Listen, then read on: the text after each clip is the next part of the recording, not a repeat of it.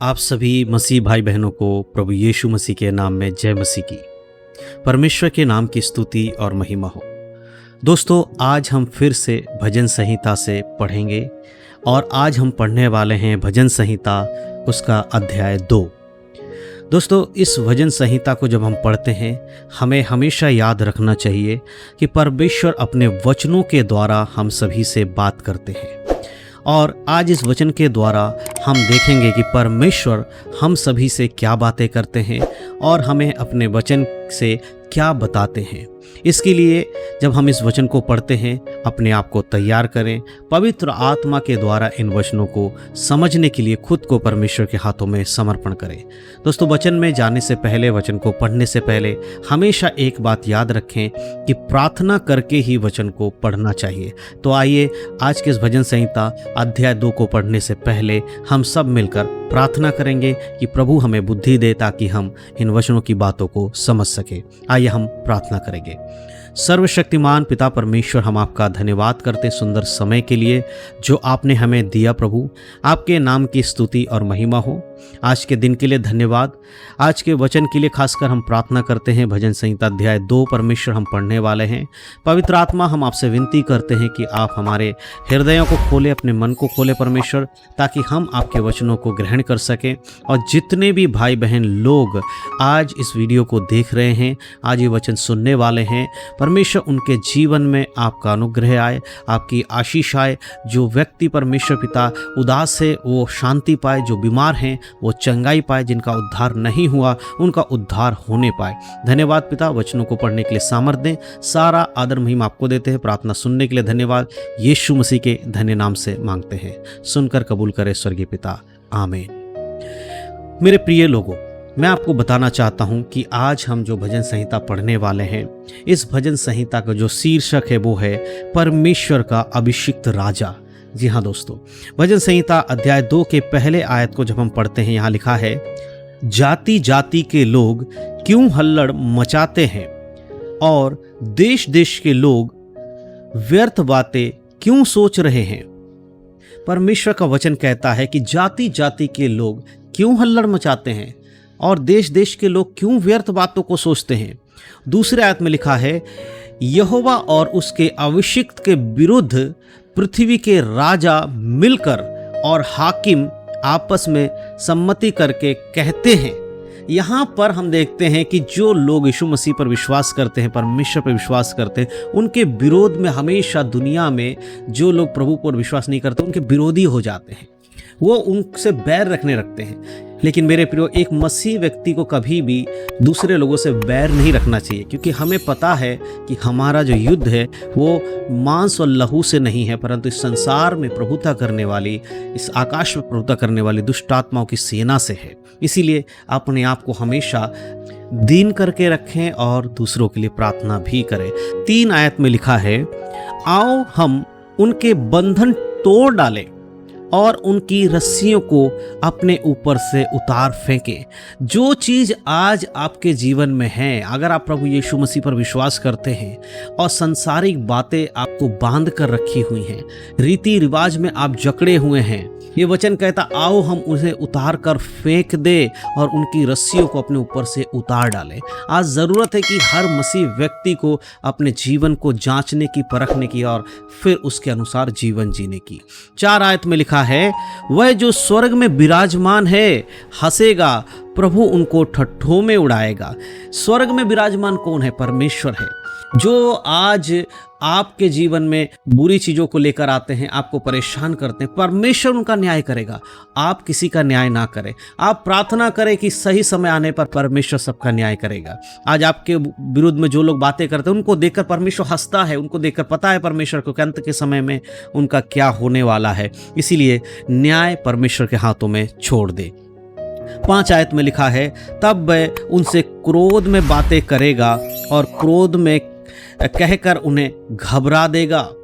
क्रोध में बातें करेगा परमेश्वर और उनको घबरा देगा। आपको उनसे विरोध करने की जरूरत नहीं है। 6 में लिखा है, मैं तो अपने ठहराए हुए राजा को अपने पवित्र पर्वत सियोन की गद्दी पर बैठा चुका। क्या आपने यीशु मसीह को अपने जीवन में स्थान दिया है? क्या आप उस परमेश्वर को प्रथम स्थान देते हैं जिसने आपको सृजा है, जिसने सब कुछ बनाया है? यहाँ राजा, जो भी बात यहाँ राजा के विषय में लिखा है कि वो पवित्र परमेश्वर को अपने सियोन में बैठा चुका है। क्या आपके जीवन में आज यीशु मसीह प्रभुता करते हैं? ये आपको देखना है। 7 आयत में लिखा है, मैं उस वचन का प्रचार करूंगा जो यहोवा ने मुझसे कहा, तू मेरा पुत्र है, आज तू मुझसे उत्पन्न हुआ है। क्या हम उस काम को करते हैं? सुसमाचार का प्रचार करते हैं? क्या आप यीशु मसीह को के बारे में सबको बताते हैं कि यीशु मसीह ने हमें अपने लहू देकर मोल लिया है?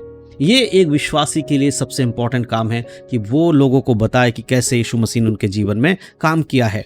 8 आयत में लिखा है, मुझसे मांग और मैं जाति जाति के लोगों को तेरी सम्मति होने के लिए और दूर दूर के देशों को तेरी निज भूमि बनने के लिए दे दूंगा।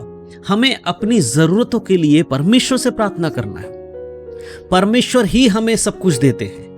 हर मनुष्य जो इस संसार में है, हर कोई यीशु मसीह को नहीं जानता, लेकिन जो यीशु मसीह को जानता उसके लिए प्रार्थना करने का सबसे इंपॉर्टेंट चीज़ क्या है कि हमें जो चीज़ मांगना है वो परमेश्वर से ही मांगना। परमेश्वर वायदा कर रहा है, मैं ही तुझे दूंगा सब कुछ, तुझे कुछ अपने आप करने की जरूरत नहीं है, तू सिर्फ मुझसे मांग। 9 आयत में लिखा है, तू उन्हें लोहे के डंडे से टुकड़े टुकड़े करेगा और कुम्हार के बर्तन के समान उन्हें चकनाचूर कर डालेगा। जी हाँ मेरे प्रियो, परमेश्वर ही लोगों को जांचता है। परमेश्वर की आत्मा आपके हृदय को जांचती है। जो लोग बुरे आदत में, बुरी चीज़ों में, परमेश्वर के वचन के विरोध में रहते हैं, उनको परमेश्वर टुकड़े टुकड़े कर डालेगा।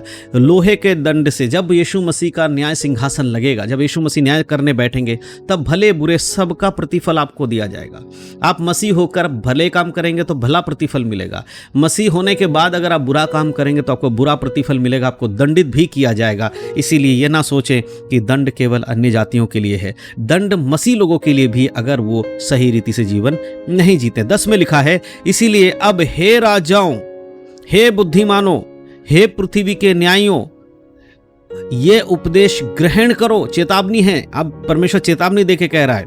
11 में लिखा है, डरते हुए यहोवा की उपासना करो और कांपते हुए मगन हो।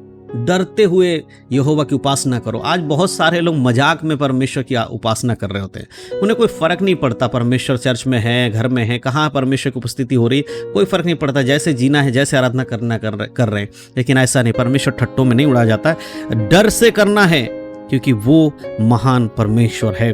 और 12 आयत, आखिरी आयत में लिखा है, अगर हम पढ़ते हैं, पुत्र को चूमो, ऐसा ना हो कि वह क्रोध करे और तुम मार्ग में ही नष्ट हो जाओ, क्योंकि क्षण भर में उसका क्रोध भड़कने को है। धन्य है वे जिसका भरोसा उस पर है। पुत्र को चूमो यानी कि यीशु मसीह पर विश्वास करो। अगर आप यीशु पर विश्वास नहीं करेंगे, यीशु को अपने उद्धारकर्ता के रूप में नहीं मानेंगे, तो आप नष्ट हो जाएंगे। मार्ग में ही, संसार में रहते हुए यीशु पर विश्वास करना जरूरी है। जीवित रहते हुए यीशु को उद्धारकर्ता मानना जरूरी है। मरने के बाद किसी का भी उद्धार संभव नहीं है। क्षण भर में उसका क्रोध भड़कने वाला है। कब यीशु का दूसरा आगमन होगा हम नहीं जानते। इसीलिए हमें वो क्षण भर का जो समय मिला है, उसमें हमें परमेश्वर के पुत्र को, यीशु मसीह को अपने जीवन में महत्व देना है, उसे अपने उद्धारकर्ता के रूप में ग्रहण करना है। और धन्य है वे व्यक्ति जिसका भरोसा परमेश्वर पे होता है। तो ये भजन संहिता अध्याय 2 हमें बताती है कि हमें कैसा जीवन जीना चाहिए, किस प्रकार से परमेश्वर हमारे शत्रुओं के लिए आंखें खोलकर बैठा है कि एक दिन उनको हमसे दूर करेगा और उन्हें दंडित करेगा। तो मेरे प्रियो, इस वचन का सार यही है कि आप परमेश्वर पे विश्वास रखें, आपके सताने वालों के लिए प्रार्थना करें, खुद किसी का न्याय ना करें। न्याय करने का काम परमेश्वर का है, परमेश्वर के हाथों में छोड़ दें। आइए हम प्रार्थना करेंगे। सर्वशक्तिमान पिता परमेश्वर, धन्यवाद करते हैं आज के इस वचन के लिए जो आपने हमें दिया। प्रभु जी, आपके हाथों में समर्पण करके प्रभु मैं प्रार्थना करता हूँ, जितने भी भाई बहन ने इस वचन को सुना उनको आशीष मिले, उनके जीवन में वचन का काम हो। इन वचनों के अनुसार हम सबको जीने के लिए पवित्र आत्मा सहायता करे।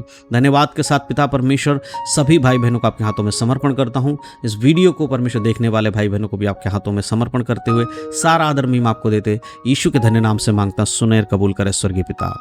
और सबने कहा आमीन। परमेश्वर के नाम की स्तुति और महिमा हो। प्रभु आप सबको इन वचनों के द्वारा आशीष दे। यीशु मसीह के नाम में आप प्रभु में बढ़ें, उद्धार में बने रहें, यीशु के नाम में आमीन।